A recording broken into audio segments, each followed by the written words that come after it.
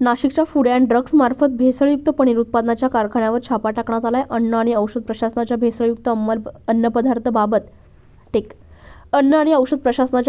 अन्नपदार्थाबाबत धडक मोहीम हाती घेण्यात आली होती।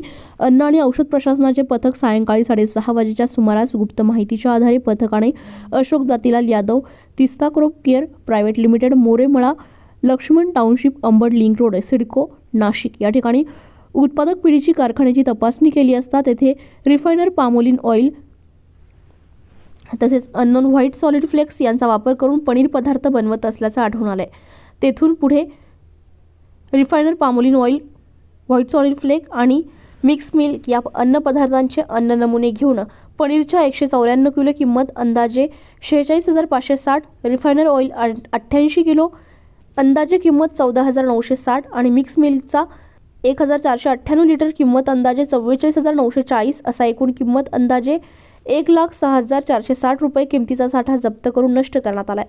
तर पामोलिन ऑइलचा साठा व्यावसायिकाच्या ताब्यात सुरक्षित ठेवण्यात आलाय।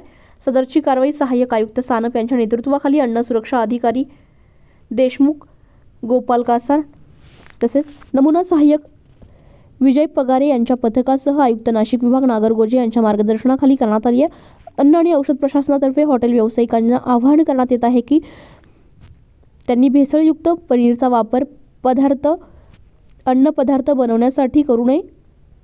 नागरिकांना अन्नपदार्थांच्या दर्जाबाबत काहीही संशय असल्यास प्रशासनाचा टोल फ्री नंबर 180-022-365 या क्रमांकावर संपर्क साधावा असं आवाहन अन्न आणि औषध प्रशासनामार्फत करण्यात आलंय। द हिंद न्यूजसाठी सतीश रुपवते, नाशिक।